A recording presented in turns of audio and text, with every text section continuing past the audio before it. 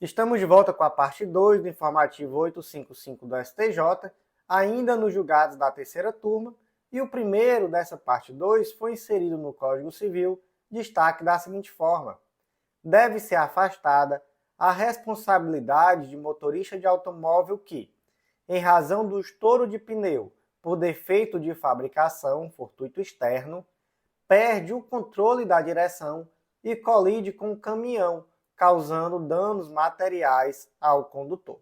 Então imagine a seguinte situação: o Pedro estava dirigindo seu veículo em uma rodovia, tudo certinho dentro do limite de velocidade, o carro dele em boas condições, tudo certinho. Só que aí, de repente, um pneu estoura, e esse pneu estourou por um defeito de fabricação do pneu, tá? O pneu, imagina até que era um pneu novo, mas por um defeito de fabricação do pneu, ele estourou. O Pedro perdeu o controle do veículo, colidiu com o caminhão, e aí o Marcos, que era o motorista desse caminhão, teve um dano material. E o Pedro veio a falecer em virtude do acidente. O Marcos, então, propôs uma ação em face do espólio do Pedro, requerendo a indenização pelos danos materiais que lhe foram causados. Vem a pergunta: o Pedro, ou melhor, o espólio do Pedro, vai ser obrigado a indenizar o Marcos pelos prejuízos? Gente, aqui foi utilizada uma teoria que você tem que guardar aí no seu coração, que é a teoria do corpo neutro. O que diz essa teoria do corpo neutro? Ela diz que quando o agente não tomou nenhum tipo de ação que viesse a de nenhuma forma atrair a sua responsabilidade, ele é ali simplesmente um corpo neutro. Então ele não pode ser responsabilizado pelo dano. Qual foi a única conduta aqui do Pedro? Foi dirigir. Dirigir é um ato ilícito? Não. Ele não está praticando nenhum ato ilícito que venha a agravar um risco em relação a qualquer outra pessoa. Ele está simplesmente dirigindo certinho, dentro do limite de velocidade, no carro que está em boas condições de uso. Então ali, se fosse o José, se fosse o Francisco, se fosse o Antônio, ia dar na mesma, porque não foi ele que praticou nenhum tipo de conduta.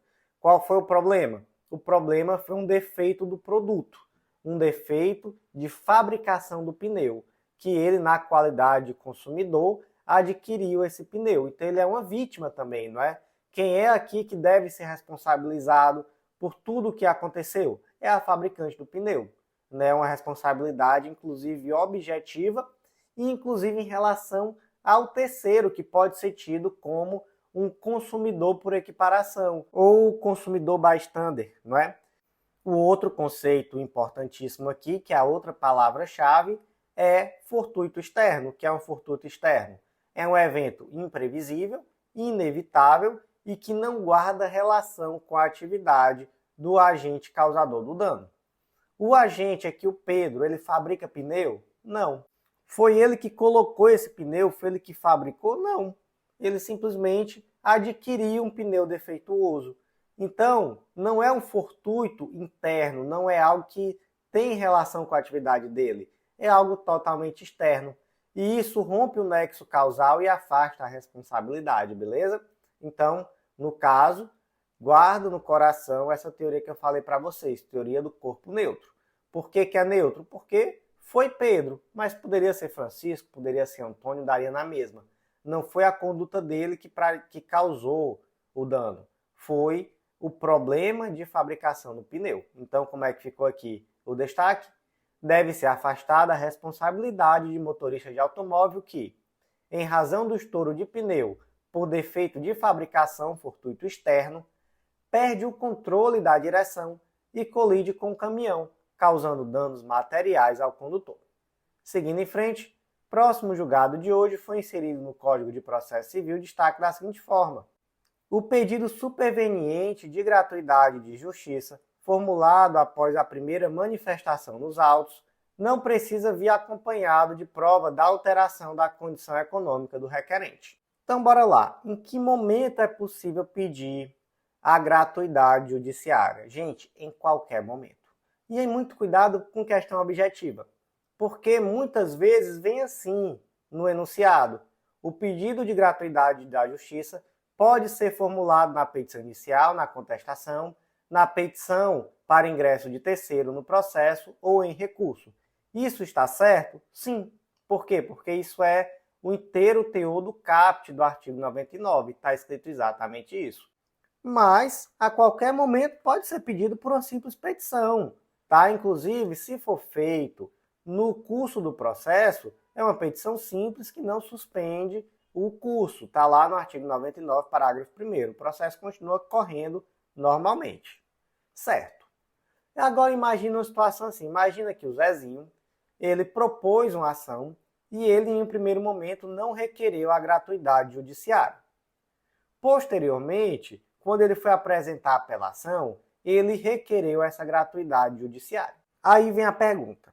Ele vai precisar mostrar que ele só está pedindo agora porque houve uma alteração da condição econômica dele? Não, não precisa. Até porque, vamos lá. Primeiro ponto. A declaração de hipossuficiência feita exclusivamente pela pessoa natural tem presunção de veracidade. Esse é o ponto 1. Ponto 2. O pedido de gratuidade judiciária ele pode ser feito a qualquer momento, mas ele não tem efeito retrospectivo. O efeito dele é prospectivo. Então, deferir dali para frente. Então, qual o efeito de requerer a gratuidade judiciária quando da interposição de um recurso? É que não vai ser necessário já de cara juntar o preparo recursal. E, gente, não é possível considerar esse recurso deserto. Por quê? Porque tem um pedido. E aí, depois que esse processo subir, aí é que, se de fato for negada essa gratuidade judiciária, vai ter que juntar as custas, mas nesse primeiro momento não. Agora vamos fazer uma distinção. Qual é a situação distinta? É o pedido de revisão do benefício já analisado. No primeiro exemplo que a gente deu, o Zezinho não pediu a gratuidade judiciária quando ele propôs a ação, mas ele pediu em um momento posterior. Por exemplo, quando ele foi apresentar o recurso de apelação. Ele precisa demonstrar que a situação dele mudou? Não. Agora imagina que ele pediu quando propôs a ação, foi negado, e agora ele está pedindo de novo. Aí é um pedido de revisão. Aí sim, nesse caso, você tem que demonstrar que houve uma alteração, porque já existe decisão sobre esse assunto, e você está pedindo para revisar essa decisão. Então, só de fato demonstrando que houve uma alteração superveniente da condição econômica. Então, uma coisa é uma coisa, outra coisa é outra coisa, beleza? Como é que ficou o destaque? O pedido superveniente de gratuidade de justiça formulado após a primeira manifestação nos autos não precisa vir acompanhado de prova da alteração da condição econômica do requerente.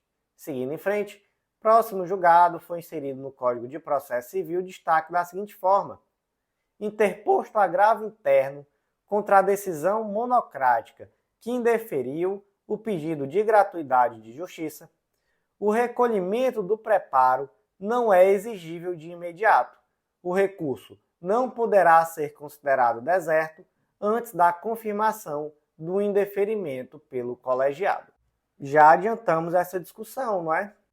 Zezinho pediu a gratuidade judiciária, o relator negou, qual recurso cabível, agravo interno. Aí o que o relator fez? Julgou deserto, porque ele não juntou as custas no agravo interno. Ele precisava juntar as custas? Não, tá? Porque o recolhimento do preparo não é exigido de imediato nesse caso.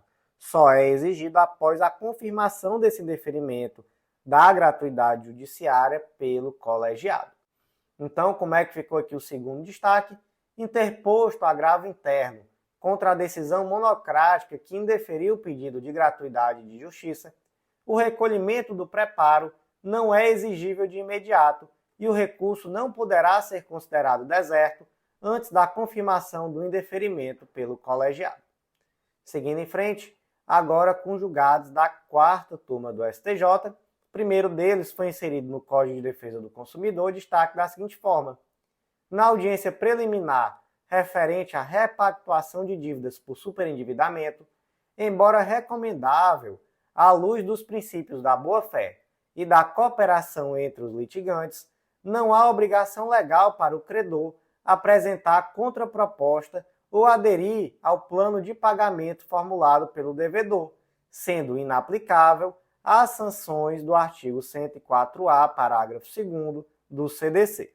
O julgado aqui trata de um tema interessante, que é o da conciliação no superendividamento, que é um tema relativamente recente ainda, foi incluído pela Lei 14.181 de 2021, lá no Código de Defesa do Consumidor, especificamente no artigo 104A.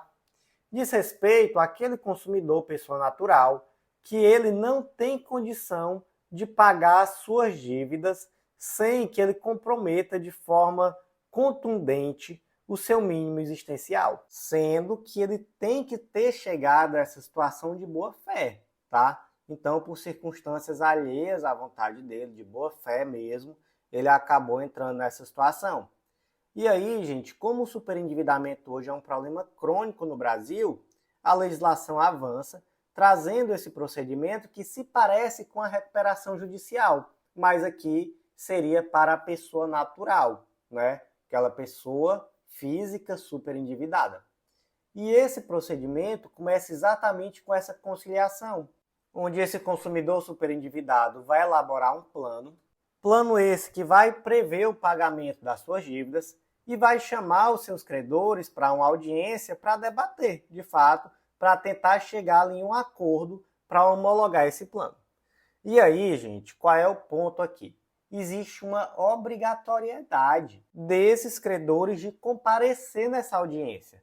Se esse credor deixa de comparecer, ele sofre sanções muito graves. Quais são essas sanções? A suspensão da exigibilidade do débito, a interrupção dos encargos da mora, e ele também fica sujeito compulsoriamente ao plano de pagamento com detalhe. O crédito dele só vai ser quitado após o pagamento integral dos outros credores. Então, ele não só fica subordinado ao plano, como ele fica por último. Então, é bom que ele compareça, né? E detalhe, tem que comparecer ele próprio ou um procurador com poder especial e pleno para transigir. Porque se aparece alguém lá na audiência sem ter poderes para eventualmente transigir, não serve de nada, é melhor nem ir, não é nessa circunstância. Ok, agora vamos pensar aqui em duas situações diferentes. E se esse credor comparece, mas não aceita a proposta e nem traz uma contraproposta, tem algum problema nisso? Claro que não, né, gente? Gente, o dever de cooperação aqui é simplesmente o de comparecer. Então ele vai comparecer, ele vai ouvir. Agora, ele é obrigado a aceitar? Não. Ele é obrigado a trazer contraproposta? Não. Ele não é obrigado a concordar.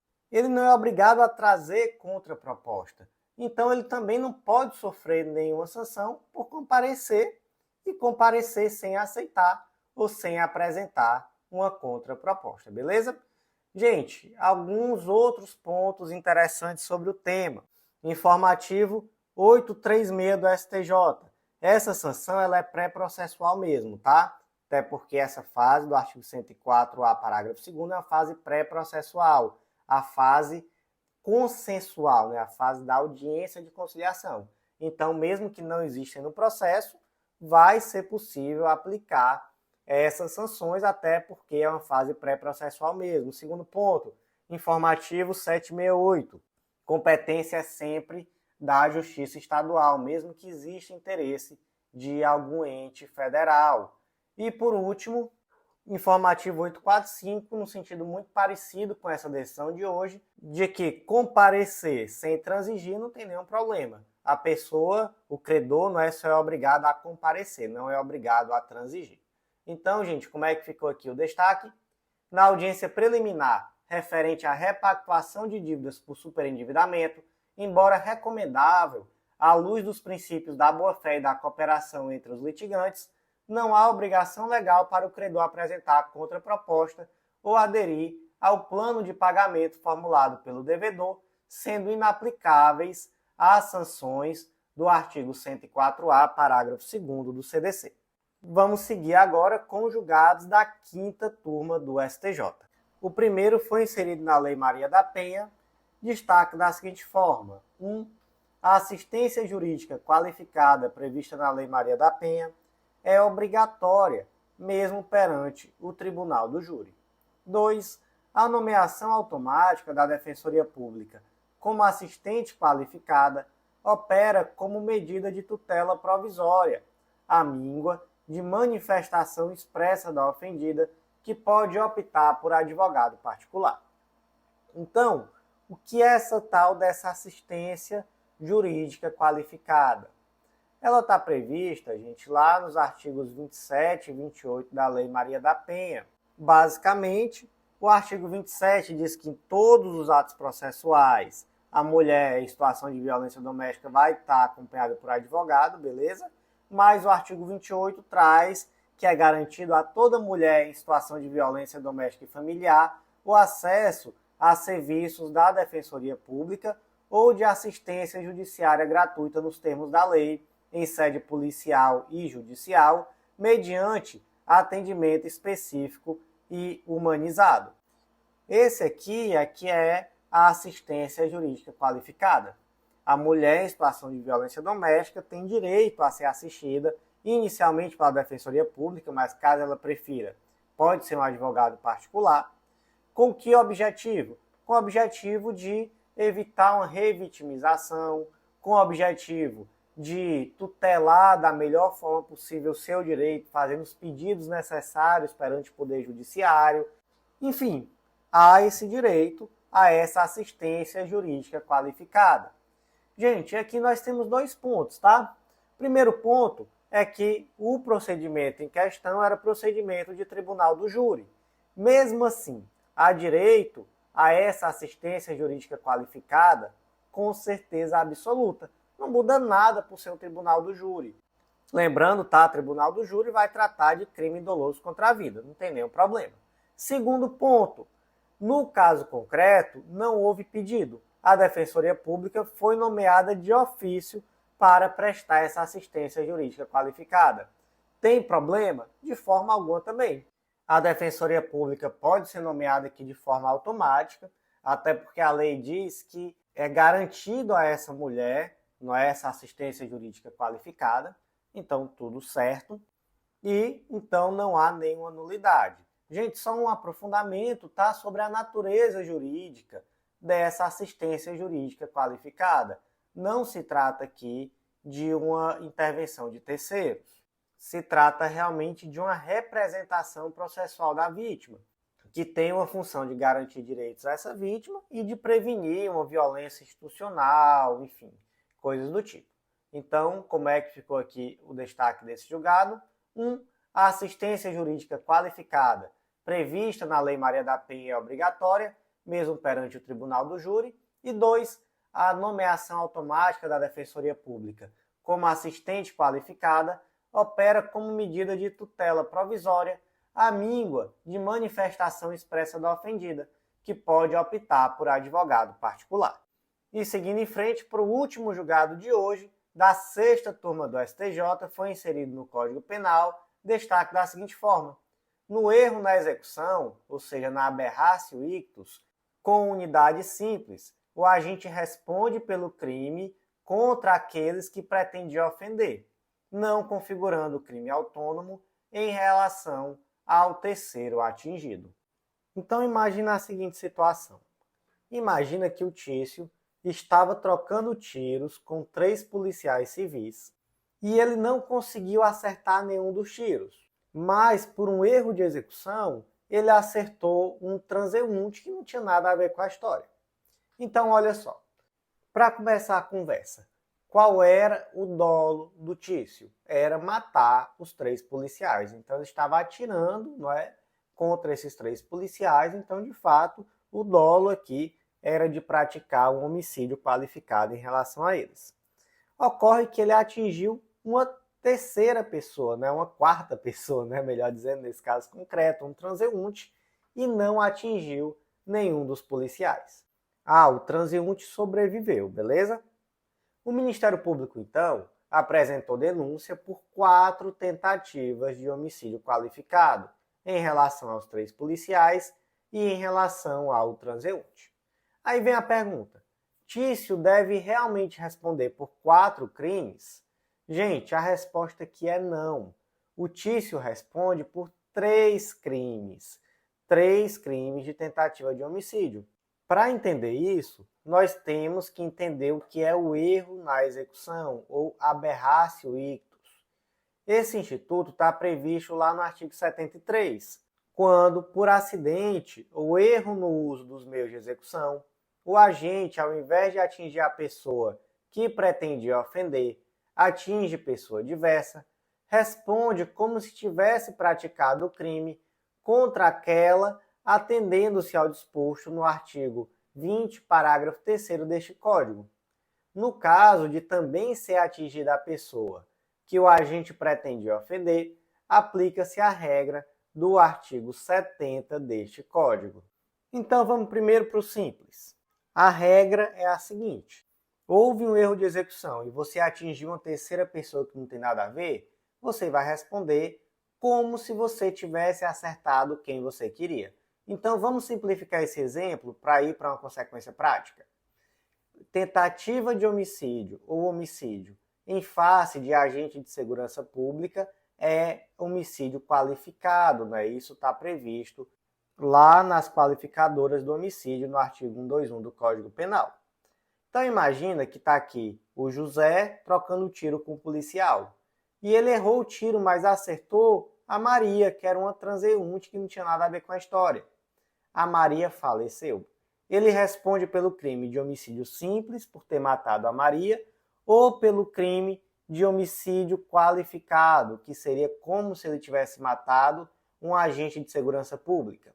Ele responde pelo crime de homicídio qualificado, porque não importa a qualificação da Maria, o que importa é a qualificação de quem ele queria matar. Certo, agora vamos complicar um pouquinho ainda na regra que está prevista aqui no artigo 73.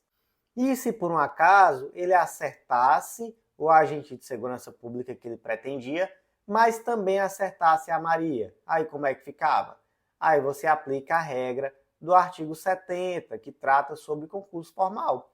Vai responder pelos 2 crimes em concurso formal. Mas aqui é quando você acerta as 2 pessoas. Ok. Agora imagina a situação que nós trouxemos. Eram 3 policiais, ele acertou uma terceira pessoa. Ele vai responder como se ele tivesse tentado matar essa terceira pessoa que estava passando? Não. Ele vai responder por uma tentativa de homicídio em relação aos 3 policiais. Então ele não responde por 4 tentativas de homicídio. Ele responde por 3. O fato dele ter acertado o transeunte foi um erro de execução. Diferente seria se ele também tivesse acertado um dos policiais. Aí ele responderia por mais um crime, já que aqui nós teríamos um concurso formal. Só que no caso concreto, ele só acertou a terceira pessoa. Então a gente vai para a regra principal, que está lá no artigo 73. Ele responde como se ele tivesse atingido aquela pessoa que ele pretendia atingir, que no caso era um dos 3 agentes ou os 3 agentes de segurança pública. Então agora vamos para as terminologias, para você explicar isso aqui bem bonitinho se cair na sua prova, ou se você precisar fundamentar, não é, alguma defesa, alguma sentença sobre esse assunto. Primeira terminologia importante é erro na execução ou aberratio ictus. Já trouxemos, né? É o que está previsto lá no artigo 73. Segundo, é a teoria da equivalência, que é exatamente a teoria que o artigo 73 adota, que é a de que quando você atinge uma terceira pessoa, ele vai responder como se tivesse atingido a pessoa pretendida. A teoria então adotada é a teoria da equivalência, é uma palavra-chave importante para você utilizar. Aqui nós temos uma verdadeira ficção jurídica. Outra palavra-chave para você utilizar. Por que é uma ficção? Porque você equivale a algo que não aconteceu. É como se você tivesse atingido a pessoa pretendida. Próxima terminologia interessante, você vai verificar se houve uma unidade simples ou uma unidade complexa. O que é uma unidade simples? É um resultado único. Então, o Mévio está aqui trocando tiro com o policial. Ele errou e acertou só a Ana que estava passando. Temos um resultado simples. Então, nesse caso, você vai simplesmente aplicar a teoria da equivalência e esse agente vai responder por um crime único, como se fosse praticado em face do agente de segurança pública nesse caso concreto. Agora, se for uma unidade complexa, o que isso significa? Um resultado duplo. Então, é o caso em que você acerta o policial e também acerta o transeunte. Então, nesse caso, o agente vai responder pelos crimes em concurso formal. Beleza? Então é isso, gente. No caso concreto, afastou-se essa quarta condenação e o agente foi condenado só por 3 tentativas de homicídio qualificado. Então, como é que ficou o último destaque de hoje e o último destaque do semestre também em relação a informativos do STJ?